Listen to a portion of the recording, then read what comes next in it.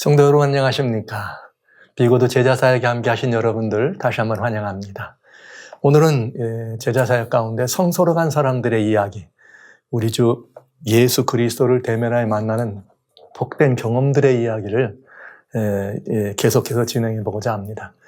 지난 시간에는 하나님의 영광에 들어가는 이스라엘의 성소 제도 가운데는 제사 제도 가운데 하나님의 영광에 들어가는 길을 열어주시는 관계를 설명해주는 아름다운 제사를 살펴보았죠. 이번 시간에는 그렇게 해서 하나님과 온전히 회복된 관계들을 어떻게 하면 잘 유지할 수 있는가. 그래서 주님과 그 영광에 참여한 우리들이 그 화목된 관계를 지속적으로 유지할 수 있도록 하나님이 만들어주신 그 제사는 무엇일까? 그 예표를 살펴보면서 우리들이, 이 성도들이 정말 드려야 될 제사가 무엇인지를 살펴보는 시간을 갖도록 하겠습니다. 지금까지 이스라엘이 성소제도 속에서 드려졌던 매일 드리는 제사, 그 매일 드리는 제사 가운데 특별히 5가지의 매우 중요한 제사가 있었다. 그 5가지 중요한 제사를 살펴보면서 지난 시간에 속죄제까지를 보았습니다. 그래서 속죄제는 하나님과 죄인의 관계가 회복되는 제사였죠. 관계가 회복되면서 어떻게 되는 거예요? 주님과 그 영광에 이르지 못하던 우리들이 그 하나님의 영광의 보좌까지 들어갈 수 있도록 우리를 초청하는 그런 이 제사가 완전히 예수님께로부터 완성시킨 제사가 속죄제라는 것을 살펴보았습니다. 그러니까 우리들은 그 예수님이 완성하셨기 때문에 더 이상 속죄제사는 드릴 뭐가 없어요? 필요가 없어요.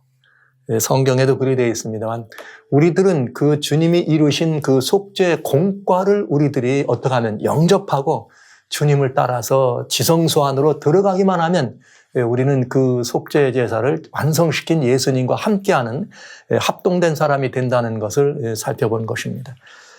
그렇게 해서 우리들이 주님과의 관계를 이렇게 회복하면은 또 우리들에게는 어떤 문제가 있는가 하면 그 회복된 관계 안에서 주님과의 관계를 늘 유지하는 것도 중요하죠.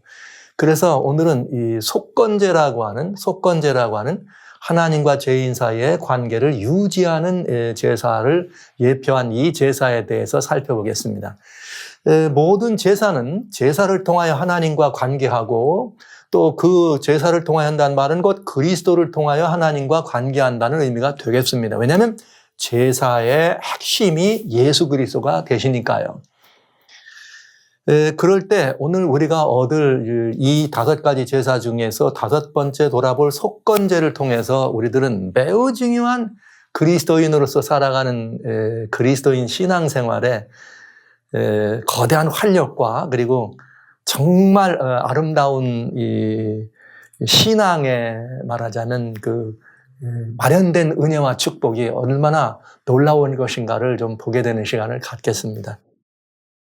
그렇습니다. 이 세상에 많은 사람들이 하나님과의 관계를 생각하면 어떻게 하면 구원에 들어갈까? 이런 문제를 근심하죠. 물론 구원에 들어간다고 하는 말은 일반적인 얘기지만 이것이 이제 그리스도인들, 기독도들에게는 이제 죄와 관련된 문제라. 어떻게 하면 죄 사함을 얻는가? 이런 문제였는데. 그리스도인들에게는 주님과 관계에 들어와서 구원의 관계에 들어와서 죄 사함을 얻고 구원의 관계에 들어와서 주님의 용서 안에 머물거든요. 근데 우리가 그렇게 주님의 용서 안에 머물고 주님과 복된 관계 안에 있지만 자꾸 뭐 하는 거예요? 넘어지기도 하고 깨지기도 하는 거죠.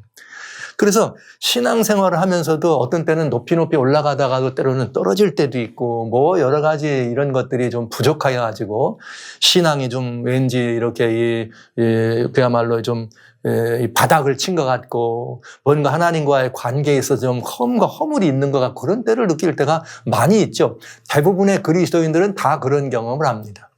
근데 그런 부분에 대해서 성경에 답이 없는가? 성소제도에는 그런 부분에 대해서 참 복된 답이 있더라. 이런 말씀.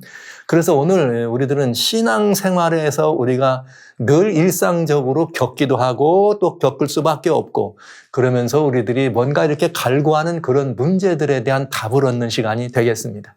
자, 그러면 한번 우리 이 속건제에 대해서 특별히 레위기 5장과 레위기 6장에 들어있는 속건제에 대해서 여러분과 한번 살펴보도록 합니다. 그런데 속죄죄다, 속건죄다 이렇게 얘기를 하면서 죄라고 하는 이 문제를 우리가 용서받는 그런 제사들이 되잖아요. 그러니까 속죄죄도 있고 속건죄도 있고, 이거 속죄죄라고 하는 그런 말을 들어보면 우리는 구약 성경에 나오는 큰 이 죄라고 하는 것들이 어떻게 상징되었는가 하는 것을 좀 살펴볼 필요가 있습니다. 근데 구약 성경에는 여러 죄들에 대한 용어나 이런 표현이 많이 있어요. 그래서 무슨 이 하다스, 하타, 혹은 카타, 이렇게 아샴, 또 페사, 아온, 아봉, 무슨 라샤, 무슨 어필리에마 이런 의미들의 죄라고 하는 용어를 표현한 이야기들이 많이 들어 있습니다. 그러나 우리가 이렇게 얘기하면서 나 흠졌어, 허물졌어, 나 정말 잘못했어 이런 모든 것들을 통칭하면 이제 나쁜 마음, 이렇게 이 악한 마음 이런 것들을 통칭해서 그런 구분을 해가지고 썼다 이렇게 이해하시면 되고요. 그냥 일반적으로 죄다. 그래서 그냥 이 죄라고 하는 것 통칭 하나님과의 관계에서 온 죄, 사람들과 사이의 관계에서 온 이런 것들의 죄의 통칭으로 말하면 이 하타 이거를 우리는 보면은 많이 구약 성경에서 그렇게 용도를 하신 것을 본다. 그 다음에 아샴이라고 하는 것은 여튼 죄인데 이것도 죄지만은 이렇게 불법하고 그런 죄면서 또 거기에 뭐가 있냐면은 이게 죄책감까지 포함돼 가지고 그 죄에 대한 죄책이니까 벌이 있죠. 퍼니시먼트 그런 이런 것까지도 포함되는 것을 우리는 살펴보는 아샴. 이 페사라고 하는 거는 특별히 이렇게 하나님에 대한 반역, 예를 들면 이렇게 반역하고 하나님의 뜻을 거스르는 이런 의미의 하나님과의 관계에서 아주 치명적인 그런 의미일 때 페사.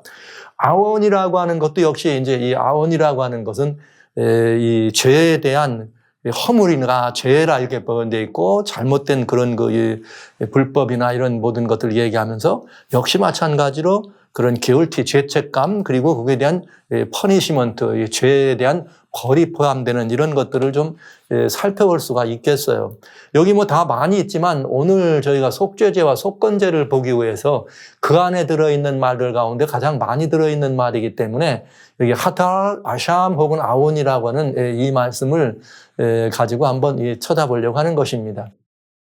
그래서 여기 속죄죄로 드려졌다고 할 때 그 속죄제사의 대부분에 나오는 죄는 이 하타 이렇게 말씀하시는 건데 그건 에스겔서에 보면은 이렇게 그냥 통칭되는 죄니까 범죄하는 그 영혼은 죽는다 그럴 때 이 범죄하는 영혼. 그 다음에 여기 또 보면은 범한 허물과 그 죄은 죄로 인하여 죽는다고 할 때 그 죄는 여기 말한 이 하타라고 하는 하타스 또는 그 죄라고 하는 결과는 하나님과의 관계에 단절이 오고 하나님과의 죄와의 단절이 오면 뭐가 와요? 영원히 죽는 결과를 가져오는 그런 죄들을 통칭해서 이렇게 표현한 것을 알 수가 있어요. 그런가 하면 이제 아원이라고 하는 말 이런 것들이라면 죄악인데 불법, 부정, 사악, 유죄한 이런 거 죄에 대한 벌 이런 모든 것들을 이게 포함해서 얘기를 하는데 여러분 좋아하시는 성경이 있죠. 이사야 53장 6절에 보면 우리는 다 그릇 행하여 제각기 길러 가는데 하나님이 우리 무리의 죄악을 그에게 감당했다 할 때 아온이란 말을 씁니다. 그리고 이렇게 우리 주님께서 이렇게 그 죄악을 감당하신다고 하는 그런 문제를 표현할 때 아온이라고 하는 말을 썼다. 이렇게 보시면 되겠네요. 그 다음에 또 이 허물과 반역, 이렇게 하나님께 대한 반역을 얘기할 때 패사란 말을 썼는데 53장, 이사야 53장 5절에는 그가 찔림은 우리의 허물이라고 할 때 여기는 패사, 우리가 하나님에 대한 반역 이런 것들을 썼습니다. 그리고 여기 또 이 패사란 말을 이 마땅히 형벌을 받은 내 백성의 허물을 인합니다. 그래서 허물은 관계에 대한 불신과 반역이다. 즉 하나님에 대한 불신과 반역에서 오는 거죠. 이렇게 명확하게 이런 것들을 좀 다 일일이 구분해서 이게 무슨 죄다 이런 걸 생각해 보는 것도 의미가 있지만은 그냥 죄라고 하는 통칭, 하타. 그 다음에 그 죄에 따르는 그 죄책감이나 죄의식 그리고 또 그 죄에 따른 벌이 있다는 이런 정도만 여러분들은 이해하시면 좋겠다 이런 생각하고요. 그런가 하면 죄에 대해서 신약 성경에는 또 죄에 대해서 설명을 할 때, 죄에 대해서 설명할 때 죄를 풀어주죠, 설명. 죄는 불신이다. 죄는 불법이다. 죄는 불선행이다. 죄는 불이다. 선행이라는 것은 할 줄 알면서도 하지 않는다. 알지만 않는 거. 불의는 이 모든 불의 관계에 대해서 올바르지 않은 것들이다. 그 다음에 불법이란 말은 이렇게 이 마음에 품은 것들로 이렇게 이 행동으로 정해진 어떤 원리와 원칙과 법들을 어기는 거죠. 그러면서 또 죄는 뭐라 그러냐? 불신, 믿음으로 행하지 않는 모든 것이 죄다. 이런 표현이 있어요. 신약 성경의 죄에 대한 해석이에요. 그런데 예수님은 죄에 대하여 뭐라고 말씀하셨는가? 하마르띠아라는 말. 이게 이제 구약 성경의 하타하트라고 하는 말과 같은 이렇게 표현으로 죄라고 하는 통칭인데 예수님은 요한복음에 말씀하시기를 16장 9절에 요한복음 16장 9절에 죄, 하마르띠아, 아까 구역에서 말은 하타에 대해서 죄다라 함은 저희가 나를 믿지 아니합니다. 그러니까 예수님을 믿지 않는 것이 죄다. 이렇게 아주 정해버렸어요, 예수님이. 그러니까 여러분, 신약에서 죄는 무조건 불신은 예수님을 믿지 않는 불신은 죄라고 하는 것을 우리는 기억할 수가 있겠습니다. 그다음에 제가 속죄죄다, 속건죄다, 이게 다 죄에 대한 속죄죄에 관한 이야기이기 때문에 죄에 대한 거를 조금 말씀을 드렸어요. 표현을 저희가 속건죄다 이렇게 썼지만 속건죄도 속죄죄라고 하는 큰 제사 안에 들어있는 속죄죄에 포함되는 제사입니다. 그래서 어떤 제사가 더 근본이냐? 속죄제가 근본이고 큰 틀에서의 제사예요. 속건제는 속죄제에 속한 제사다. 이거 말씀드리면서 이제 이 죄들을 한번 따져볼게요. 불신은 마음으로부터 시작되잖아요. 불신이라는 건 보여지는 것도 아니고, 그러니까 마음으로부터 시작되는 배반과 배도이고, 그 다음에 불법이라는 거는 그 마음에 있는 것이 행동으로 옮겨지는 범죄와 범법행위고, 또 마음에 그런 죄들을 품게 되면 어떻게 돼요? 죄와 악으로 나도 모르게 기울어가는 성향이 있죠. 그래서 죄와 악으로 기우는 성향의 열매가 불선행이고, 그런가 하면 또 죄의 결과가 뭐예요? 죄의 결과는 하나님과 우리 사이는 깨어지는 결과, 즉 사망이 오는 것이고, 사람과 사람 사이의 죄도 있잖아요. 사람과 사이의 죄도 잘못되면 그거 불의하면 뭐가 되는 거예요? 불의니까 관계가 깨어지고 멀어지는 모든 것들을 이야기할 수 있다. 그러니까 죄는 마음의 문제예요. 마음에서 품을 때 행동으로 나오기도 하고 또 그것들을 이렇게 성향으로 나도 모르는 사이에 기울기도 하고 그래서 결과는 이런 모든 관계의 단절을 가지고 온다. 그래서 이것들이 신약 성경이 우리들에게 보여주는 것이지만 구약에 나와 있는 이 모든 죄라고 하는 것들도 이렇게 살펴보면은 어려움이 없습니다. 그래서 여러분들에게 이 말씀을 드리면서 이제 오늘날 우리들은 모든 것들은 죄에 대하여라 하면 저희가 나를 믿지 않는다. 믿지 않는다는 건 어디부터예요? 마음으로부터 시작되는 거잖아요. 그래서 하나님 말씀 로마서에는 10장 10절에 보면 그렇게 되어 있어요. 마음으로 믿어 의에 이르고 이렇게 되어 있어요. 마음에서부터 뭐가 시작돼요? 이 깨어진 관계 회복이 되는 거죠. 그러니까 죄가 마음에서 시작되는 것처럼 의도 어디서 시작되는가? 마음에서부터 시작된다. 그래서 마음으로 시작해서 의에 이르고 입으로 시인한다. 여기는 뭐라 그랬어요? 행동으로 옮기지는 게 시인이죠. 그럼 법을 범하는 거지만 시인하면 구원에 들어간다. 이런 말들을 할 수가 있겠습니다. 여러분 로마서 10장 10절을 거꾸로 읽으면 물 10장 10절이 됩니다. 그래서 제가 은혜가 하나님에 있는 은혜의 말씀이 로마서 10장 10절인데 요거를 뒤로 거울을 딱 놓고 거꾸로 읽고 죄라는 것도 마음에서 시작되고 뭐예요? 이렇게 행동으로 옮기면서 불법에 이르고 파멸을 이른다. 이런 말씀들을 제가 드리게 되겠습니다. 그래서 이제 이 죄에 대해서 신약이든 구약이든 죄에 대해서 죄는 관계의 단절을 가져오기 때문에 이 관계를 회복해 주려면 반드시 뭐를 통해야 돼? 속죄제라고 하는 제사를 통해야 된다. 피 흘림이 있어야 된다. 이 말씀을 드린 것입니다. 그것이 속죄제고 그럼 오늘은 속죄제와 속죄제의 뒤를 이어서 뭘 살펴볼 거냐? 속건제를 살펴볼 작정입니다. 속건제. 모든 제사는 그리스도가 그 원형이니까 그림자인 속건제. 오늘 속건제는 대단히 은혜로운 부분이기 때문에 여러분 제가 다 한번 여러분과 살펴볼 거예요. 5장 1절에 누구든지 속죄제는 누가 드리느냐를 중심으로 설명했어요. 이거 제사장이냐, 회중이냐, 뭐 이렇게 족장이냐, 평민이냐 이렇게 누가 드리느냐에 따라서 재물도 달라졌잖아요. 근데 속건제는 누가 드리느냐가 아니고 중심이 아니고 어떤 잘못을 범했느냐가 중심입니다. 이게 약간 다르죠. 어떤 잘못을 저질렀느냐. 누구든지 증인이 되어 맹세하는 소리를 듣고도 본일이나 이를 진술치 않으면 죄가 있다. 제가 빨간 표시로 한 죄는 바로 죄의 근본이요. 하타. 그다음에 노란 표시로 한 거는 죄과 아온이라고 하는 게올티 퍼니시먼트를 설명한다고 하는 거 여기 죄과고요. 허물은 여기에 게올티 여기 뭔가 물어줘야 된다 이런 말들을 제가 포함해서 드려보겠습니다. 그래서 죄가 있다. 그리고 그 죄가 있으면 그 허물이 죄에 대한 책임이 그에게 간다 이런 뜻이에요. 또 부정한 이런 것들을 만지면 허물이 있다. 이때 또 허물이 있다는 아삼. 여기에 이 잘못된 게 있어서 또 이거 뭔가를 물어줘야 된다. 또 부정한 것을 깨달을 때는 허물이 있다. 또 무심 중에 입으로 맹세를 발해가지고 악을 뭐 행한다든지 이렇게 그런 악한 도모가 있으면 그도 허물이 있고 그걸 죄다. 그 다음에 범과를 인하여 그렇게 죄가 있을 때는 뭘 드려라? 속건제를 드려라. 그런 모든 범과에 의해서 뭘 드려라? 속건제를 드려라. 이 속건제는 기울티 오퍼링이에요. 즉 말하자면 죄책감에 있거나 그런 것처럼 허물이 생각되면 그 허물에 대한 대가를 지불해야 된다, 이 벌을. 그러나 이런 모든 속건제도 근본적으로 뭐에 대한 제사다? 속죄제다. 이거죠. 그러니까 속죄제라고 하는 큰 틀 속에 그 죄를 범한 사람은 죄를 잘 드리는데 속건제를 드려야 되는데 그 안에 속건제라고 하는 제사가 포함되어 있다 이런 뜻이에요. 그러니까 범과나 허물을 인해서는 뭘 드린다? 속건제를 드린다. 이것도 속죄제에 속한다 이런 뜻입니다. 그래서 다 속죄제를 드려. 그런데 이번에는 또 뭐예요? 범과의 속죄제를 드리는데 힘이 어린 양에 미치지 못하면 죄를 정했으면 하나님께 나가서 잘못했다고 해야 되는데 못하려 하면은 그 범과를 위해서 뭘 하느냐? 산비둘기나 집비둘기를 가져와라. 이때는 2마리를 가져와라 이런 말이 있어요. 산비둘기나 집비둘기를 2마리를 가져와자.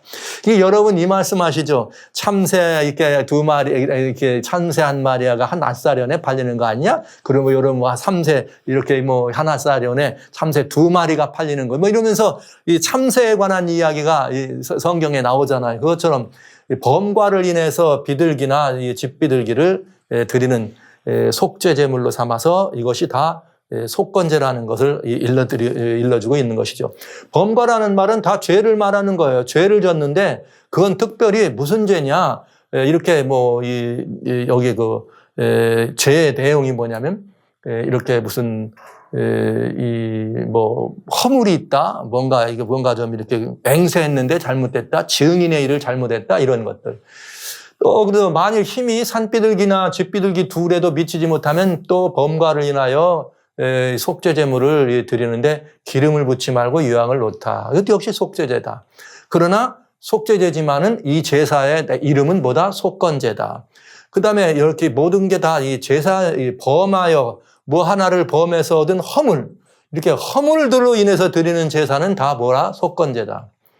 또 여호와께서 모세에게 이르되 이번엔 또 뭐가 있느냐? 성물에 대하여 증인이나 아니면은 증인으로 잘못해서 얘기했거나 맹설을 잘못했거나 이런 때 이번에는 뭐가 되느냐? 여호와의 성물에 대해서 또 잘못 범했으면은 그는 속건제를 드려라. 근데 이 속건제를 드려서 성물에 대한 그 잘못된 것을 갚고 그냥 갚는 게 아니라 그 다음에 5분의 1을 거기다 더해서 제사장에게 주라. 이 말은 성물이잖아요. 성물. 그러니까 하나님께 드려졌거나 이렇게 구분되어 있는 이런 것들에 대해서 잘못한 것이 있으면 그 잘못된 것을 갚으라 이런 뜻이에요. 그냥 보상해 주는 것과 마찬가지. 또 여호와의 금령 중 하나를 부지 중에 범하면 그건 허물이라. 이것도 허물이라 벌을 당한다. 이게 허물, 벌, 아온 또 이렇게 또 아온 이런 말을 받은 것입니다. 그래서 이런 모든 것들은 다 뭐냐면은 속건제다. 게울티, 이 속죄제하고 다른 씬 어퍼링이 아니라 게울티 어퍼링인데 속건제는 그가 실로 여호와 앞에서 모함이라 허물이 있다. 이런 말을 한 것입니다. 그 다음에 6장으로 넘어가죠. 6장에 가면 이번엔 또 뭐가 있느냐. 이번에는 남의 물건. 지금까지는 이게 관계에 있어서 잘 보세요. 보통 사람과의 관계죠. 증인이라든지 맹세하든지. 근데 사람과의 관계지만 누구 앞에 맹세해야? 주님 앞에 맹세하는 거죠. 그 다음에 또 하나님의 성물에 관한 것. 이번에는 사람의 물건이 남의 물건을 도둑질하거나 신실하지 않았으면 그거에 대해서도 뭘 해야 돼요? 죄를 범하였으면 죄가 있다. 그런데 그가 이 죄를 위해서 어떻게 하느냐? 이런 것들을 다 돌려보내고 그렇게 할 뿐만 아니라 그는 속건제를 하나님께 드려라 이렇게 돼 있어요. 사람의 이런 모든 것도 잘못되면 속건제를 드리도록 돼 있습니다. 그래서 속건제라고 하는 것은 이런 어떤 의미가 있느냐? 이런 의미네요. 제물은 어린 암양이나 암염소, 요 제물 또 달라요. 어린 암양이나 암염소가 있고, 그 다음에 산비둘기 둘이나 집비둘기 둘이 제물을 쓸 수 있다. 왜? 이거를 드릴 수 있는 이렇게 여유가 없으면 산비둘기나 들비둘기로도 지을 수 있다. 그리고 그것만이 아니에요. 그것만이 아니고, 이것도 안 되면은 뭐를 쓰냐? 고운 가루로 드릴 수도 있다. 이렇게 표현되어 있습니다. 그러니까 산비둘기나 집비둘기도 안 되면 이게 양으로 잡아가야 되는데 양 잡아다 드릴 만한 여유가 없으면 비둘기 2마리로 하고 비둘기 2마리도 드릴 만한 여유가 없으면 그냥 가루 여기 에바 10분의 1을 갖다 넣고 그걸로 속건제를 드리라 이렇게 된 거예요. 그런데 여기 중요한 게 있습니다. 이 제물들을 가지고 오면 속죄제는 그 머리에 뭘 한다? 안수한다 그랬어요. 그런데 이 속건제는 범과를 안수라고 하지 않고 자복한다 이렇게 되어 있습니다. 제가 지난 시간에 속죄제 말씀드릴 때 거기 무슨 뭐 일반의 번제다, 화목제나 속죄제다, 무슨 뭐 속건제나 이런 피를 가지고 드리는 제사들, 피를 흘려 가지고 드리는 그런 제사들을 때는 안수할 때는 다 안수한다 그런 말을 드렸잖아요. 그러나 실제 속건제는 피를 드리는 거기 때문에 제가 속죄제 때 다 안수한다는 표현을 썼지만은 실제 속건제는 안수하지 않습니다. 이따 왜 그런가 그 이유를 한번 우리가 보도록 할게요. 그 다음에 안수하지 않고 제물을 잡고 자복합니다. 그 다음에 피는 간이나 어디다 속죄제 피는 어떻게 해요? 안으로 갖고 들어가든지 아니면은 단불에 발라야 되는데 요건 단 곁에 그냥 뿌리고 단 아래다 그냥 부어버립니다. 그러나 속죄제하고는 피를 흘리니까 속죄제라는 범주 속에는 들어가지만 속죄제의 형식과는 속건제는 다르다는 거예요. 그 다음에 형편에 따라서 제물이 달라. 속죄제는 형편에 따라서가 아니에요. 그 사람이 누구냐에 따라서 제물이 달랐어요. 제사장이나 온 회중은 송아지로, 족장이나 뭐 이렇게 평민일 때는 염소나 이렇게 양으로 이게 형편에 따라 달랐어요. 형편이 아니고 사람에 따라서. 그러나 속건제는 형편에 따라서 달랐다 이거죠. 그럼 여기 뭔가 의미가 좀 있지 않아요? 하나님의 그 모든 공의로우심이 속죄제는 무조건 어떻게 해야 돼? 피를 흘리는 송아지든지 염소가 돼야 되는데 속건제는 형편이 어려우면 피를 안 흘려도 된다 이 말이에요. 그죠? 고운 가루만 가도 되고 아니면 비둘기를 가져가도 되는 거니까. 그 다음에 소제로 드릴 때는 기름과 유향을 쓰지 말아라. 이렇게 왜냐하면 속죄제이기 때문에 이것도 쓰지 말아라. 그 다음에 또 하나 성물의 범과는 이 5분의 1을 더하여 제사장에게 주더라. 또 그 다음에 뭘 하는 거예요? 남의 거를 탐한 사람도 거기다 뭘 보태서 주도록 돼 있는. 그러니까 속건제는 속죄제에 속합니다. 속죄제에 속합니다. 근데 여기 중요한 게 있어요. 다만 하나님과 관계 안에 있는 사람이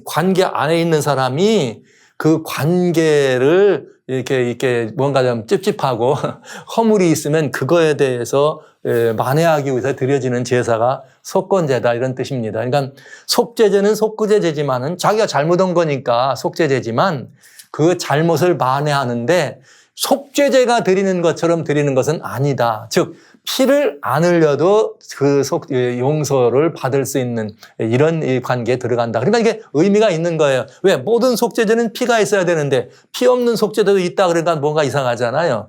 그래서 이것은 속죄제 대 속죄제에 포함되는 이 속건제는 그 의미가 대단히 다른 의미가 있다 하는 것이에요. 똑같이 죄 용서를 구하러 드리는 제사입니다. 그러나 하나님과의 관계가 유지되는 제사다. 이렇게 제가 정의를 내려드릴게요. 속죄제는 죄 용서를 구하는데 그 제사를 통해서 하나님과의 관계가 어떻게 되는 거예요? 깨어진 관계가 회복되는 제사예요. 이게 제사, 속죄제의 원형입니다. 모든 속죄제는 하나님과의 관계에 문제를 가져와, 죄는. 그런데 이 관계를 회복하기 위해서는 반드시 뭘 드려라? 속죄제사를 드려라. 그런데 여기 그 관계가 안에 있을 때, 하나님과 관계가 안 해졌는데도 그 안에서도 뭔가 좀 잘못하는 일이 있을 수 있어요? 없어요? 있잖아요.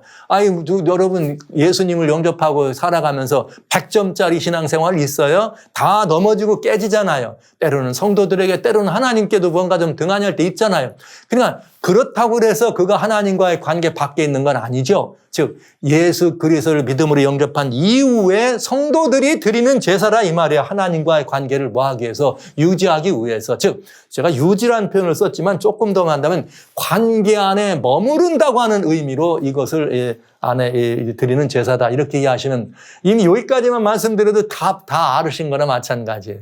속건제가 그런 의미다. 이거는 성도들의 신앙을 시작하는 의미가 아니라 신앙 안에서 자라나는 의미다.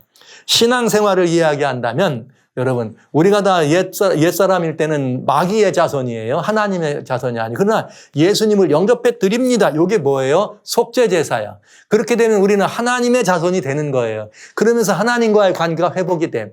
그러면 하나님 자녀가 됐으면 이제부터는 뭘 해야 되느냐? 하나님 안에서, 예수님 안에서 성숙하게 그리스도의 장성한 분량까지 자라야 되잖아요. 이 자라나는 관계 안에서 드려지는 것이 바로 뭐예요? 하나님과의 관계 안에 머무는 것이죠. 그래서 속죄제사는 하나님의 자녀가 되기 위해서 관계 회복을 위한 제사가 속죄제고, 속건제는 그 관계 안에서 자라나는 사람들이 넘어지고 깨질 수도 있지만 그때 드리는 내 잘못했습니다 아버지 이렇게 하는 것이 속건제다 이 말입니다. 그러니까 용서의 기회가 이렇게 놀랍게도 우리들에게 주어졌다는 사실을 알 수가 있는 거죠. 그래서 속건제의 완성은 그러면 이게 제사 때 이제 그렇게 드렸는데 어디서 속건제가 완성되느냐? 예수님의 죽으심에서 완성된다.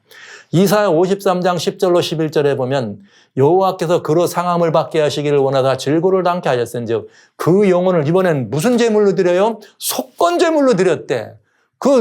예를 들면 예수님은 원래 뭐라고 해야 여러분 마음에 드세요? 속죄제물이라 그래야 마음에 들죠. 왜? 그래야죠. 세상 죄를 지고 가는 하나님의 누구다? 어린 양이로다. 내가 너희들을 위한 뭐로 왔다? 대속의 제물로 왔다. 그러니까 속죄제물을 왔다. 그런데 여기는 또 무슨 제물로? 속건제물이란 말을 썼네요. 그럼 이 말은 무슨 말이나? 예수님은 속죄제물이시기도 하고 뭐로도 드려졌다? 속건제물로도 드려졌다 이 말입니다. 동시에.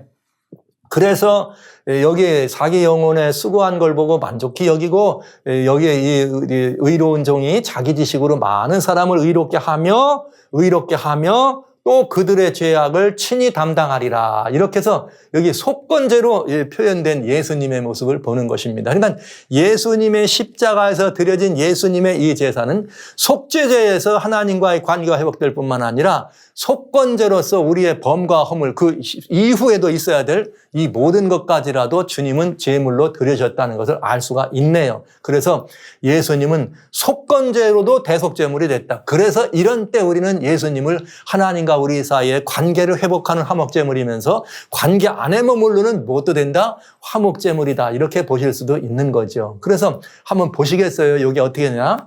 히브리서 9장 26절 단번에 제사로 드려 죄를 없게 하시려고 할 때 이 죄는 뭐예요? 속죄죄야. 예수님이 그렇게 하려고 세상 끝에 나타나셨느니라. 그러니까 예수님이 초림은 속죄죄, 우리의 모든 죄를 위하여 돌아가셔서 우리 죽을 죄인들을 위하여 죄값을 갚으심으로 말미암아 우리에게 사망에서 건짐을 얻게 하고 하나님과 우리 사이의 관계를 회복해 주신 일을 하셨습니다. 그런데 보세요.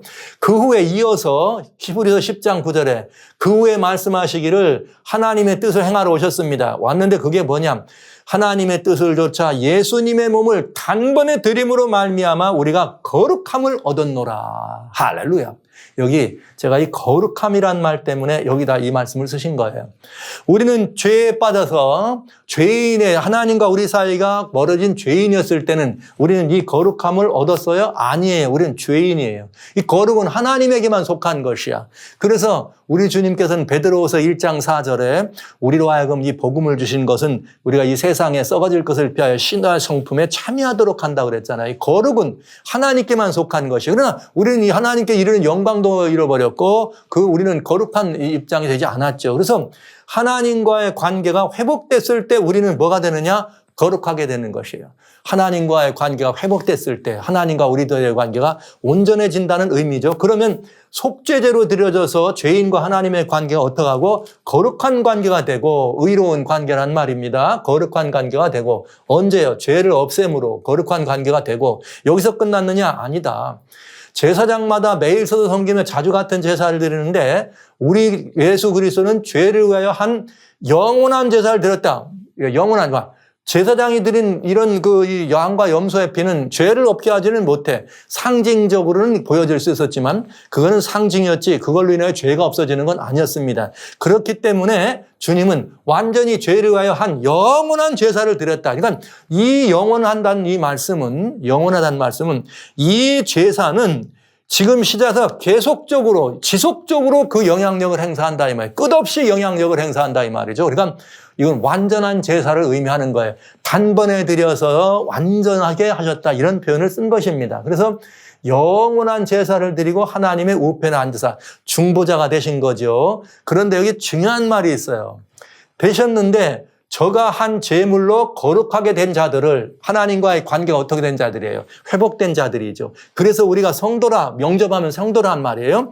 거룩하게 된 자들을 그냥 거룩하게만 했느냐? 아니다. 영원히 온전하게 하셨느니라 이렇게 되어 있어요. 이게 뭐예요? 온전하지 않은 건 뭘 보고? 허물이 있고 흠이 있으면 온전치 않잖아요. 그러나 예수님은 한 제물이 되셔서 우리를 위하여 하나님과의 관계를 확 뚫어놓으셔가지고 우리가 거룩한 존재로 우리를 들어갈 수 있도록 하셨을 뿐만 아니라 우리의 흠과 허물을 어떻게 했다? 온전케 하셨느니라. 할렐루야. 이래서 주님은 속죄 제물도 되고 뭐도 된다? 속건 제물로도 모든 완전한 제물이 되신다. 이런 말씀을 드린 것입니다. 관계 회복만이 아니라 자 이렇게 됐죠. 거룩하게 된 자들, 속죄제로 관계가 회복된 성도들을 말하죠. 그런데 그들을 영원히 온전케 하셨다 이 말은 속건제로 또 여전히 그 관계를 어떻게 하는 거예요? 유지하는 것입니다. 허물을 위하여 드려진 제사는 속건제예요. 원래 오리지널 죄를 위해서는 속죄제가 드려졌는데 그 속죄제를 드려서 하나님과 우리 사이는 거룩하고 의롭고 거룩한 관계가 되고 우리를 거룩하게 됐죠. 하나님과의 영광에 참여할 수 있는 사람이 됐으니까. 그러나 우리가 때로는 어떻게 이렇게 될 수 있는 그러면은 우리의 허물을 위하여 드려져야 되는데 예수님은 그 허물을 인해서도 속건제로도 우리의 관계를 유지하도록 일을 해주셨다. 이 속건제 때문에 주님의 뭐가 되는가? 증보가 우리들을 위해서 지어지고 있다는 것을 알 수가 있는 것입니다. 이제 그렇기 때문에 우리들이 드릴 제사는 뭐냐? 예수님이 그러신 거예요. 그러므로 하늘에 계신 너희 아버지의 온전하신 것 같이 너희도 뭐하라? 온전하라. 여러분, 우리의 온전은 두 가지 의미가 있어요. 첫째는 하나님과 우리 사이의 관계의 온전입니다. 우리가 하나님을 바라보면 하나님을 관계. 그럼 이 온전은 뭐예요? 의로운 관계다. 이것이 관계. 하나님과 우리 사이의 관계에서 하나님과 우리 사이의 관계의 온전을 바라볼 수 있습니다. 그러니까 하나님과 우리 사이는 관계도 어떻게 합니다? 온전합니다. 그런가 하면 그 관계 안에 머무르는 우리들이 어떻게 하는 거예요? 주님 예수님의 장성한 분량이 자랄 때까지 온전함을 완성시켜 가야 되잖아요. 그러니까 완전히 장성한 분량까지 자라지 못했을 때는 또 이번에는 우리의 관계는 온전하지만은 상태는 온전하지 않다. 그러나 우리 성도들은 그 삶을 통해서 그 상태도 점점점 예수님의 장성한 분량까지 모아라, 온전해 가라 이렇게 표현한 것입니다. 그래서 우리가 그 온전함을 위해서 즉 그 관계 안에 늘 머물기 위해서 우리가 온전치 않은 이유는 관계 안에 있으면서도 자꾸 옆에 이렇게 쳐다보고 이래서 그런 거죠. 그래서 하나님과 같이 우리가 관계 안에 늘 온전한 관계를 유지하기 위해서는 요한일서 1장 8절에 우리가 우리의 죄를 자백하면 저는 미쁘고 의로우사 우리의 죄를 사하고 모든 불의에서 우리를 어떻게 하시고 깨끗게 하실 것이요. 이거예요. 우리는 우리의 흠과 허물이 있으면 하나님 앞에 뭐 하면 돼요? 자백하면 돼. 희한하죠? 속죄제는 이따가 또 보겠습니다. 속죄제는 어떻게 해야 돼요? 죄물의 머리에 안수하고 내 죄를 거기다 다 옮겨놓 버려야 되는데 이번에는 그 말이 없어. 우리는 그냥 우리가 뭐 지은 허물이 있으면 그 허물에 내가 죄를 자백하면 된다 이거예요. 그러면 어떻게 되느냐? 우리가 자백하면 하나님은 우리를 깨끗게 하신다 이 말이죠. 누구 때문에?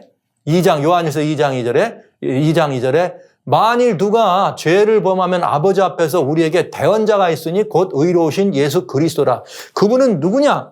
저는 우리의 죄를 위한 화목제물이니 우리만 위할 뿐 아니라 온 세상의 죄를 위하심이라. 이렇게 돼 있네요. 자, 여기 화목제물. 우리는 이미 주님과 우리 사이의 관계가 회복된 존재들입니다. 그러니까 여전히 주님과 우리 사이의 그 화목 안에서 머물도록 하는 화목제물이요. 그러나 아직 세상에 있는 다른 사람들은 하나님께로 나오지 않았잖아요. 그들에게 이 주님은 무슨 화목제물입니까? 속죄제. 하나님과의 관계를 할 수 있는, 회복할 수 있는 속죄제물인데 그 또한 화목제물이 되는 거죠. 그래서 이렇게 표현한 것입니다. 그러니까 예수 그리스도는 우리들에게 속죄제물일 뿐만 아니라 속죄제물로서 하나님과 우리를 화목되게 하실 뿐만 아니라 속건제물로서 하나님 안에 있는 우리들이 여전히 그 화목을 유지할 수 있도록 드려야 제물도 되신다. 이 표현을 쓰신 것입니다.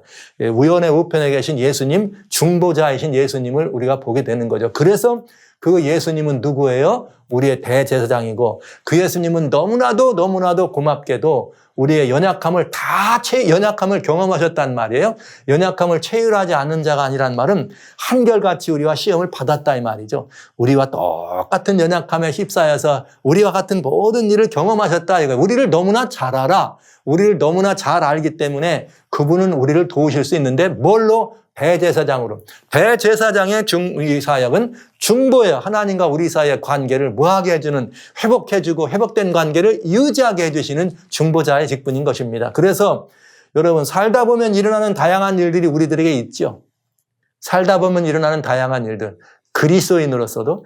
그러면 예수님은 그 모든 일을 다 어떻게 알고 계시다 이 말이에요. 알고 계시기 때문에 주님은 우리를 너무나 잘 도우실 수 있어. 그런 우리들에게 주님은 뭐가 돼요? 속건제물이 되셔서 우리의 흠과 허물이 넘어지고 깨지고 그럴 때마다 우리가 다시 일어날 수 있도록 하나님과의 관계를 뭐 해줘? 그 안에서 있도록 유지시켜주는 그런 일. 그런데 나가는데 구약의 속건제는 사람에 따라서 제물이 달라지는 것이 아니라 이렇게 자기가 무슨 일을 했느냐에 따라서 이렇게 제물이 달라지는 게 형편에 따라서 달라지더라 이 말이에요. 그러니까 남자나 여자나 노소도 아무도 상관없어. 빈부귀천 상관없어. 여유가 있든지 없든지 상관없어. 여유가 없는 사람도 주님과 그 관계 안에 유지되고 관계 안에 머물 수 있도록 그렇게 구별 없이 나갈 수 있도록 마련되는 것이 속건제사다 이거예요. 굉장히 아름다운 일입니다. 그래서 우리들은 여기에 아무런 변명의 여지가 없네요. 그게 주님과 관계를 유지하는데 정말 아름다운 이런 관계가 있겠습니다. 그래서 속죄제와 속건제를 이제 여러분들에게 조금 말씀드리면 이제 더 이 은혜가 더 놀라우리라 생각합니다. 속죄제와 속건제의 실체, 이것을 완성하신, 속죄제와 속건제를 완성하신 예수님이 어떻게 구체적으로 우리들에게 이 실체를 보여주셨는가, 이걸 보면은 답이 있습니다. 어디 있느냐? 요한복음 13장 8절로 10절에 이게 잡히시던 날 밤, 주님께서 자기 제자들을 사랑하시되 끝까지 사랑하셔서 갑자기 이 잡수시던 자리에서 대야에다 물을 떠가지고 제자들의 발을 씻기네요. 그랬더니 베드로한테 차례가 오니까 베드로가 가로되 내 발을 절대로 씻기지 못합니다. 그랬더니 예수님이 내가 너를 씻기지 아니하면 내가 너와 상관이 없다. 관계가 없다 이거예요. 그러니까 베드로가 그러면 내 발만 아니라 손과 머리도 씻겨 목욕해달라 이거예요. 다 해달라는 거예요. 이왕 씻어주려면. 그랬더니 예수님이 말씀하시기를 아니 이미 목욕한 자는 발밖에 씻을 필요가 없어. 너는 온몸이 깨끗한데 너희가 깨끗하는데 다 나. 이 말은 무슨 말이에요? 언제 예수님이 베드로 목욕시켜준 적이 있어요? 아니잖아요. 이건 뭘 말하는 거예요? 죄를 말한 거죠. 죄를 완전히 씻어주는. 근데 예수님이 십자가에 돌아가셔야지만 이런 모든 것들을 우리가 목욕하는 것과 같은 속죄제가 드려지지만 주님은 이미 십자가에 돌아가시기 전에 여러분 아시는 것처럼 마태복음 3장에 뭐가 나오죠? 예수님이 물에서 침례를 받으시는 사건이 나와. 그러면서 침례를 받을 필요가 없는 분이지만 내게 이 침례를 이렇게 주어라. 그래서 모든 의를 이루는 것이 가하니라. 이 침례는 뭘 의미해요? 예수님의 돌아가심을 의미해. 그래서 영적으로 예수님이 돌아가심을 의미했기 때문에 베드로에 이미 우리를 향해서 그래 주님이 이 땅에 계실 때 이 말이 너에게 임하였느니라. 여러분 누가복음 4장 16절부터 예수님이 안식일에 회당에 가가지고 뭐 하십니까? 이사야 선지자를 펴면서 주님 뭐라 여호와의 신이 내게 임하가지고 말이죠. 여기 이 사람들을 어떻게 자유게 하고 풀어주고 보게 하고 노연하는 놀라운 일을 주님이 선언하시잖아요. 아직 십자가에서 이루어질 일이었지만 왜 그걸 선언하셨느냐? 그분은 침례를 받으실 때, 즉 십자가의 예표였죠. 침례를 받으실 때 그분은 십자가에 돌아가신 걸 거의 예표하고 임했다 이렇게 말씀하신 것입니다. 그리고 실제는 십자가에서 이루셨죠. 그러니까 이게 무슨 말이냐? 내가 예수님이 십자가에서 돌아가시면 그건 우리가 목욕하는 것과 같아. 그래서 그렇게 모든 죄 사함이 다 끝났어. 예수님이 뭐니까 속죄의 공과를 우리가 입었으니까.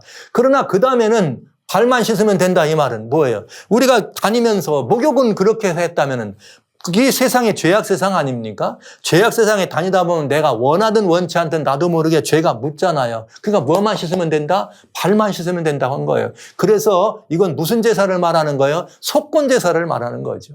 아주 놀라운 이야기입니다. 그러니까 여기 목욕은 이미 했으니까 넌 할 필요 없어. 나 발은 계속 씻어야 돼. 목욕은 한 번이면 좋하다 이 말이에요. 이미 한 번이면. 그래서 이미 목욕한 자는 발밖에 씻을 수가 없다. 그래서 속죄제는 목욕하는 제사고 그 제사는 하나님과 관계가 회복된 거고요. 이걸 했기 때문에 그 다음에 뭐 하는 거예요? 너는 나 발만 씻으면 돼. 그러나 내가 너 이것도 못 해주면 어떻게 된다? 너 나하고 관계없다. 여러분 발도 내가 씻는 게 아니에요. 예수님이 씻어주시는 거예요. 목욕도 예수님이 시켜주고 관계 회복을 위한 목욕도 속죄제도 예수님 거. 속죄제도 누구 거예요? 예수님. 그래서 주님이 중보의 보좌에 앉으셔서 우리의 모든 고백한 것들을 내가 너 다 네 갚은 죄 아니니? 하고 다 이미 용서했다는 말씀을 우리들에게 적용해 주시는 것입니다. 이렇게 이해하시면 상당히 이해가 좀 빨라지시리다 이렇게 생각하네요. 그 다음에 속죄제와 속건제를 한번 보실까요? 자, 히브리서 9장 22절에 율법을 쫓아 모든 부분이 피로 정결하게 됩니다. 그러니까 속죄제는 반드시 뭐가 있어야지 드려진다고요? 피를 흘려야 된다. 그러니까 피 흘림의 제사는 속죄제사예요. 이거는 하나님과 우리 사이의 관계가 회복되는 제사. 그러나 속건제는 뭐예요? 피 흘림이 없어도 드려져. 왜? 그러면 속죄제는 무조건 양이나 염소를 드려야 됐지만은 속건제는 없으면 고운 가루도 드렸다 이거예요. 그러니까 피 흘림이 없어도. 그러니까 이 말은 무슨 말이냐? 이미 목욕한 자, 관계가 회복된 자는 발만 씻으면 돼. 즉 관계 안에 있기 때문에 그 관계 유지를 위한 소원을 올려드리는 핑계할 수 없는 이건 일상의 제사가 되겠습니다. 그러니까 우리들이 예수님이 그러면 우리의 하나님과 우리 사이의 관계는 언제 형성됐느냐? 예수님이 십자가에서 돌아가실 때 모든 인생은 아담 이후로 모든 인류는 하나님과의 관계가 회복됐습니다. 그걸 모르기 때문에 모르고 영접을 못하는 거죠. 그런데 그 영접이 회복됐는데 이 사실을 우리가 이 믿음으로 영접하는 순간 내가 그 하나님과 회복된 관계 안에 머무르는 거예요. 그것이 예수님의 십자가에 드려진 그것이 뭐라? 속죄제사였다. 그리고 이제 나는 뭘 하는 거예요? 그 관계 안에서 나는 하나님의 자녀야. 넘어졌을지라도 깨졌을지라도 나는 하나님 자녀야. 이럴 때마다 그럼 넘어지고 깨지면 뭐해요? 우리가 아이고 주여 내가 잘못했으면 자백하잖아요. 그래서 그게 우리가 드리는 일상의 제사가 된다. 속건제다 이 말이죠. 여기에 뭘 보면 더 자세하게 알 수 있나? 이게 이제 중요해요. 속죄제는 죄물을 가져와서 머리에 안수하고 그 죄물을 잡습니다. 그러니까 내 죄를 다 뒤집어 거기다 올려놔야 되는 거죠. 하나님과 관계밖에 있던 죄를. 그래서 원래 레위기 1장 4절에 보면 번제물의 머리에 안수해라. 그러면 연락돼서 그를 위하여 속죄가 된다. 안수하는 거, 내 죄를 이 죄물에다 옮기는 것을 의미했어요. 옮기기만 해도 속죄가 이루어진다 이렇게 됐어요. 그런 다음에 레위기 4장은 이제 제대로 된 속죄제인데 뭐 제사장일 때 수송아지, 회중일 때 수송아지, 안수하고 여호와 앞에 잡혀라. 그 다음에 또 무슨 뭐 족장일 때 안수하고 여호와 앞에 잡혀라. 평민일 때 희생의 머리를 안수하고 전부가 다 안수하고 잡아야 된다 이 말이에요. 그 피는 반드시 그렇게 안으로 갖고 가든지 번제단의 뿔에 뿌려졌다 이거죠. 그거는 속죄제는 그 머리에 반드시 피 흘림의 속죄는 머리에 안수하게 돼 있다. 그러나 속건제도 피 흘림이 있지만은 속건제는 범과를 자백하는 거예요.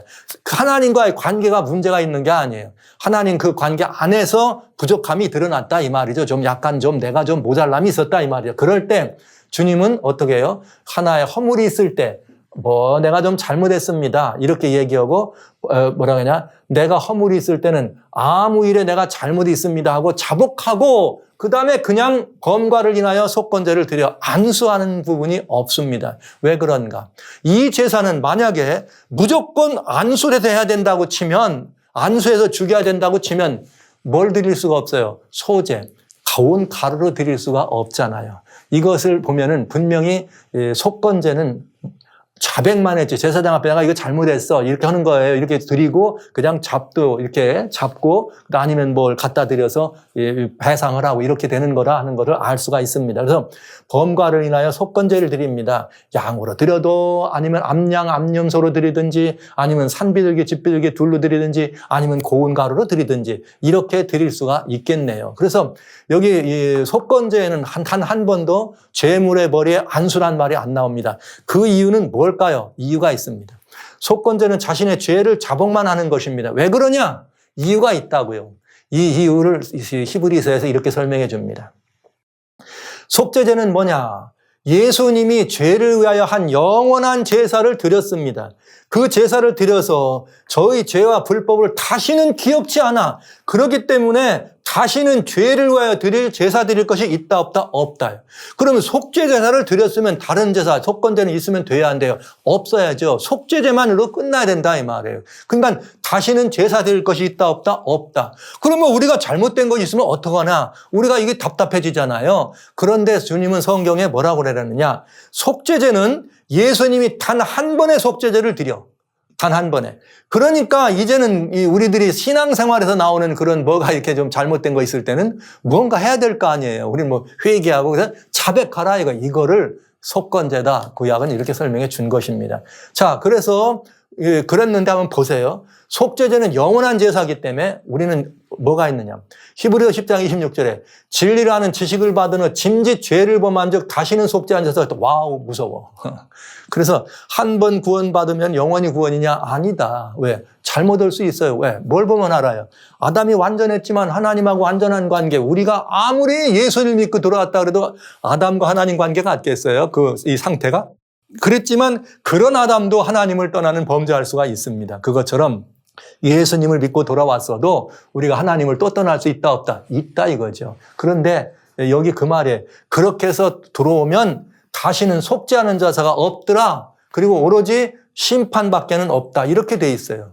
한 번 하나님의 이렇게 없어요. 그거를 히브리서 6장은 왜 그러냐? 다시는 제사가 없다는 말이에요. 이게 속죄하는 제사가 없다. 이유가 히브리서 6장에는 설명이 뭐라고 되어 있느냐? 한 번 빛이 물었고 하늘의 은사를 맛보고 성령에 참여한 바 되고 하나님의 선한 말씀과 내세의 능력을 맛보고 그러고도 타락한 자들은 다시 새롭게 하여 회개할 수 없나니 이는 자기가 하나님의 아들을 다시 즉 예수님을 두 번 십자가에 못 박아 현재 욕보입니다. 예수님은 두 번 돌아가실 수 있다 없다? 두 번 돌아가실 수 없습니다.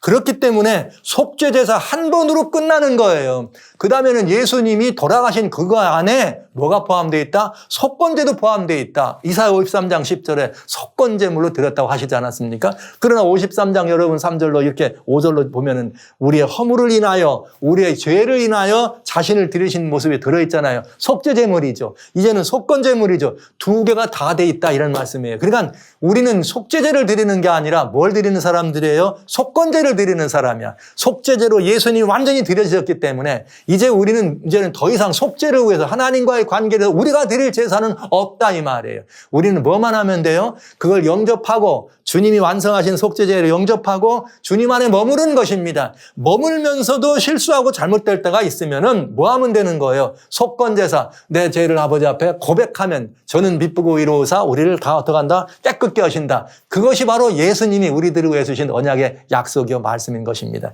그러면 여기서 우리 굉장히 중요한 한 가지 알 수 있어요. 여러분 하나님 말씀 마태복음에 보면 18장에 그런 말이 나오죠. 우리 주님께서 말씀하실 때 여기 뭐 두세 사람이 내 이름으로 모인 것은 나도 있느니라 이렇게 하면서 여기가 매고 풀고는 말씀을 하셨더니 베드로가 주여 만약 형제가 우리한테 뭔가 좀 잘못하면 우리가 몇 번 용서해 줄까요? 이렇게 여쭤보잖아요. 주님한테. 한 3번 해주면 될까요? 그러면 우리 주님이 뭐라 말했는가? 마태복음 18장 22절에 이렇게 됐어요. 21절에는 7번만 하면 됩니까? 주여 7번이면 이만하면 제가 좀 괜찮은 사람이죠. 이러고 싶었는데 예수님이 아니야. 예수께서 가라사대 마태복음 18장 22절 77번만 아니라 70번씩 7번이라도 할지니라. 할렐루야. 여러분 주님은 우리들에게 70번씩 7번이라도 하라 그랬습니다. 이 말은 나는 우리가 예수님께 나가면 얼마나 용서해 주시겠어요? 70번씩 7번이 아니라 70번이 아니라 7000번씩 7000번이라도 주님 용서하실까요? 아멘. 왜요? 주님의 보혈의 공로는 우리가 아무리 큰 죄를 졌다 할지라도 그것을 다 덮고도 남음이 있습니다. 주님의 공로는, 주님의 피공로는, 주님의 보혈의 은혜는 우리가 아무리 여러 번 같은 죄를 반복했다 할지라도 능히 그 죄값을 갚고도 남는 공과였습니다. 그렇기 때문에 여기 베드로가 말한 건 이렇게 말한 거예요. 형제가 이렇게 말했어요. 누가요? 형제가. 그러니까 예수 그리스도 안에 있는 우리 식구들이 그렇게 용서를 받을 수 있다는 말은 하나님 안에 있는 우리들이 그저 주님께 나가면서 70번씩이라도 뭐 할 수 있어요? 넘어질 수 있어요. 깨질 수 있어요. 하나님 안에서도요. 우리의 관계 안에서 온전하라고 제가 아까 말씀드렸죠. 관계 안에 온전. 상태가 온전해지길 원하는 우리들의 마음이 있지만 그건 우리들의 소원이고 하나님이 원하시는 것은 하나님과 우리 사이의 관계 온전이다. 상태 온전도 가능하죠. 성령 안에서만 이걸 이루어질 것이니까. 그래서 그 관계 안에서 우리가 늘 머물기를 원하면서도 깨어져. 즉 어떤 죄는 사망에 들어가는 죄가 있어요. 그건 뭐예요? 아까 여기 짐짓 하나님을 떠나는 거죠. 여기 말한 것처럼 내세의 능력을 맛보고 타락하는 이런 것들이에요. 그건 완전히 하나님을 떠나면은 회개의 기회가 없다. 2번 예수님은 십자가에 달릴 수 없다. 그러나 우리가 주님 안에 있으면서 나도 모르게 실족할 수 있고 부주중에 넘어질 수 있고 연약해서 인생이 연약해서 우리가 넘어질 수 있다면 여러분 우리는 무슨 제사? 속건제라는 것이 있다. 즉 발 씻는 제사가 있다. 이렇게 해서 주님은 우리들에게 완전한 용서가 이루어질 뿐만 아니라 그 용서 안에 머무르는 우리들의 삶에서도 완벽한 답이 있다는 사실을 알게 되는 것입니다. 놀라운 이야기입니다. 이게 그리스도인들에게 속건제가 있다는 건 굉장히 중요한 이야기예요. 굉장히 중요한 이야기. 그래서 이게 속건제가 뭐 배상제다 이런 말은 이웃한 우리 사람들과 사람들끼리 잘못하면 배상해 주는 거 그게 뭐예요? 믿는 사람이 잘못했으면 하라는 이런 얘기예요. 하나님의 성물에 대해서 뭐 여러 가지 이런 문제들은 다 뭐예요? 하나님 안에 있는 사람들이 하나님과의 관계 안에서 그 관계를 더 이게 든든케 하는 이런 모습인 것을 보게 됩니다. 그래서 저는 이 속건제가 있는 것이 얼마나 아름다운 하나님의 은혜인가 여러분과 이걸 나누고 싶어요. 제가 좀 더 잘 설명드리면 좋겠는데 이 은혜가 정말 가장 확실하고 완벽한 이 설명은 베드로가 목욕시켜 주세요. 발만 닦아라. 이것이 말씀이 바로 속죄제와 속건제에 대한 굉장히 중요한 실체요 답이 된다. 베드로가 그래서 속건제에 대한 얘기를 나 처음에 물어본 거예요. 몇 번이나 용서하면 됩니까? 70번씩 7번이라도 용서해 주라. 이게 예수님이십니다. 그래서 사랑하는 성도 여러분, 주님 앞에 나가서 용서받지 못할 만큼 큰 죄는 없습니다. 주님 앞에 나가서 용서받지 못할 만큼 이게 넘어지고 또 넘어져도 여러분 용서가 있다는 사실을 부디 기억하시면서 여러분 예수님께서 우리들에게 속건제를 마련해 주셨다는 이야기가 여러분의 마음을 따뜻하게 하시고 여러분의 마음의 희망으로 일어설 수 있는 용기가 되는 복된 복음이 되기를 간절히 소원합니다. 속건제는 뭐만 하면 되느냐? 우리의 죄를 자백하면 되는 거예요. 우리를 그냥 안수하고 죽는 그것이 아니라 고백하면 예수님이 우리를 어떻게 한다? 용서한다. 이렇게 해서 예수님이 새 언약의 중보로 보좌에 앉으셨기 때문에 이 보혈의 십자가에 돌아가신 그 죄의 공과를 가지고 여전히 이것이 영원한 제사예요. 이 제사의 이런 그 모든 이것이 계속해서 지속해서 영원까지 그 공로가 연결되는 영원한 제사를 드렸기 때문에 우리는 그 주님의 보혈이라고 하는 흐름 속에 있는 사람들입니다. 넘어지지만 그 보혈은 무제한적으로 얼마든지 쓸 수 있다는 사실을 기억해 주시기 바랍니다. 아이고 목사님 이제 안심입니다. 나 그럼 이제 그냥 맨날 그냥 주님 앞에서 그냥 맨날 깨지고 자빠지고 해도 괜찮겠네요. 해보세요. 해보세요. 그렇게 하시고 마음이 편안하신가? 아니면 그렇게 하면 자꾸 성령께서 찔러가지고 주여 내가 또 잘못했습니다 하고 뭐 하는 거예요? 죄를 자박하게 해야 되나 안 되나? 우리 속건제가 필요해요. 속건제는 자백만 하면 됩니다. 예수님을 다시 죽게 하는 것이 아니에요. 속건제란 죽으신 예수님의 은혜의 공적을 내가 다시 힘입는 게 속건제예요. 목욕은 우리가 예수님을 죽인 죄지만 발을 씻는 것은 예수님의 그 은혜를 내가 다시 한번 뭐 하는 거예요? 힘입는 것이다. 이해하시면 되겠네요. 정리하겠습니다. 속죄제사는 대속의 제사입니다. 우리가 죽을 걸 주님이 대신 돌아가시는 것을 죽음입니다. 대속은 여러분 꼭 기억해 주세요. 대속은 죽는 데 더 중요한 의미가 있는 것이 아니라 대속은 죽을 죄인이 어떻게 하는 거예요? 다시 사는 것이 대속의 매우 중요한 의미입니다. 왜? 죄인이 살 필요가 없으면 대속이 필요 없어요. 그냥 돌아가시면 내가 죽으면 되는 거지.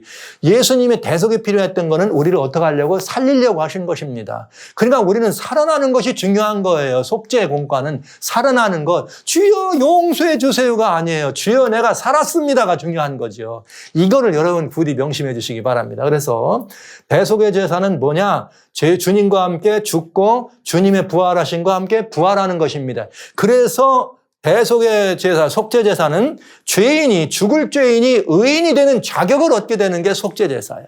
주님이 의인이 되는 자격을 예수님이 입혀주신 것이 속죄제사다 이 말이에요. 자격이 있는데요, 자격이 없는데. 왜요? 죽을 죄인이 의인 되는 자격을 얻게 되는 것이 속죄제사다 이 말이죠. 그래서 자격을 얻었기 때문에 우리는 그 예수님 안에서 하나님과 뭐가 되는 거예요? 화목되고 거룩하게 되고 그 영광 가운데 머무는 사람이 되는 것입니다. 그러면 그 영광 가운데 머무는 사람이 얼마나 은혜가 놀라워요. 그 은혜가 놀랍고 기해서 반응해서 그 은혜에 반응해서 은혜를 고백하고 감사하고 기뻐하고 또 뭔가 더 드리기를 원하는 그것이 바로 뭐예요? 화목제예요. 네. 그럴 뿐만 아니라 우리가 그것만 있는 게 아니라 그 은혜 안에 머물지만 때로는 있잖아요. 여러분들이 꼭 예배 드리러 아침에 이렇게 온 가족들 교회 가시려고 하는데 남편하고 이 애들은 자기들만 그냥 뭐 하는 게 뭐 있어? 닦고 옷만 입으면 되지. 얼른 하고 아내는 뭐 해요? 또 밥해도 먹이고 다 한다면 또 자기도 또 바르고 다 해야 되잖아요. 시간이 촉박해 안 해요. 그러니까 늘 교회 가는 날마다 누가 늦어? 아내가 늦걸랑. 그러면 또 그것 때문에 뭘 그리 뭐 한 것도 없으면서 여보 왜 맨날 당신 때문에 늦어? 그러면 둘이 뭐가 올라가? 약간 올라가죠. 그러면서 둘이 왔다 갔다 하다 보면 뭔가 좀 생겨 안 생겨? 찜찜하죠. 그 마음으로 하나님께 나가면 찜찜해요? 안 찜찜해요? 주여 내가 오늘 또 요게 바로 속건제라 이 말이에요. 속건제는 뭐냐? 속건제는 주님의 중보 안에 머물면서 아이고 주여 내가 이런 죄인입니다 하면서 내가 또 잘못하고 넘어졌네 할 때 주님이 내가 뭐라 그랬어? 성령 없이는 안 된다고 했잖아. 이렇게 이 소리를 듣는 게 속건제예요. 그래서 화목제사는 그 은혜 안에 머무른 우리들이 은혜를 고백하고 드리는 것이라면 속건제사는 그 주님의 중보 안에서 나의 부족함과 연약함이 있어도 그 늘 나를 채워주시는 주님의 중보 안에서 하나님과 화목을 여전히 누리고 하나님의 화목을 확인해보는 그 귀한 관계를 유지하는 제사가 속건제사가 되겠습니다. 이렇게 해서 주님의 모든 제사는 예수님의 십자가와 부활하심과 승천하신 중보의 직분까지를 마치면 모든 5대 제사는 그 안에서 완성이 된다는 것을 여러분들은 지금까지 보신 것입니다. 참 은혜로운 이야기입니다. 그런데 이 제사는 주님이 완성하셨습니다. 그러나 주님이 완성하신 이 제사는 실제 우리들 안에서 완성돼야 됩니다. 그래야 주님의 공과에 우리가 반응하는 거 아니겠어요? 어떻게 해야 되느냐? 간단합니다. 히브리서 9장 14절로 15절에 하물며 영원하신 성령으로 말미암아 흠없는 자기를 하나님께 드린 그리스도의 피가 어찌 너희 양심으로 죽은 행실에서 깨끗하고 살아계신 하나님을 섬기게 못하겠느냐. 그러니까 예수님의 피 흘린 것은 우리로 하여금 새롭게 살아나는 걸 의미해요. 여러분 꼭 기억해 두세요. 예수님의 피 흘림은 우리로 하여금 깨끗하게 살아나는 걸 의미해요. 부활을 의미한다고요. 부활이 없으면 아무 의미가 없는 거예요. 그런데 여러분 그렇게 피가 섬기게 하는데 이 섬김을 지속적으로 하기 위해서 주님이 뭐라고요? 우리를 죄를 속하려고 죽고 부르심을 입은 자 우리들로 하여금 영원한 기업의 약속을 얻게 하려 하심이라. 할렐루야. 하나님의 자녀로 하나님의 보좌 앞에 살도록 하려 함이라 이 말이에요. 뭐가? 예수님의 피가. 그런데 조건이 있네요. 예수님의 피가 그렇게 드려질 때 반드시 누구 안에서? 성령 안에서. 네. 그렇다면 이 말은 우리가 누려야 할 이 제사, 속건제가 아니라 뿐만 아니라 속죄제뿐만 아니라 화목제라고 하는 이 모든 우리들이 하나님께 올려드리는 그런 모든 제사, 즉 이 모든 제사들은 주님께서 완성하셨습니다. 그러나 주님이 이 제사를 완성하셨지만은 이 제사의 완성은 반드시 뭐야 했다? 성령님의 은혜가 필요했다. 그래서 오로지 성령 안에서만 이 모든 제사, 즉 그리스도와 하나님과의 관계 안에서는 이것은 뭐 할 수 있어요? 완성될 수가 있는 것입니다. 그래서 제자들이여, 오늘 제가 여러분에게 꼭 하신 말씀은 제자들이여 성령으로 충만한 생애를 실현하시기 바랍니다. 이건 대단히 중요합니다. 우리가 주님 앞에 속건제를 드리는 이런 모든 속죄제는 주님이 다 우리가 드릴 게 아니에요. 우리가 속건제를 주님께 드리지만 우리는 속죄제는 주님이 완성시킨 제 안에 우리가 들어가서 하나님 앞에 머무는 거지만 이 모든 경험들이 다 어디 안에서 이루어져야 된다? 성령 안에서 이루어지게 됩니다. 성령님 안에서 이것이 이루어질 때 우리는 그 놀라운 하나님과의 관계 안에서 자녀됨의 특권을 누리는 거죠. 영원한 뭐가 되는 거예요? 이 영원한 기업의 약속을 누리는 사람이 되는 것입니다. 영원한 기업의 약속을. 와, 할렐루야. 이 어마어마한 약속 아닙니까? 그래서 이 약속을 드리는 와중에 우리가 이 약속을 드리는 와중에 감사할 때 화목제를 올리는 것이요. 아유, 왠지 제가 좀 하려고 잘하려고 했는데 뭐가 안 돼서 좀 찜찜해요. 아버지 앞에 나갔는데 왜 찜찜? 그때 뭘 드리는 거예요? 속건제로. 아버지, 자백한다 이 말이에요. 아버지, 사실 제가 이러려고 한 것도 아닌데요.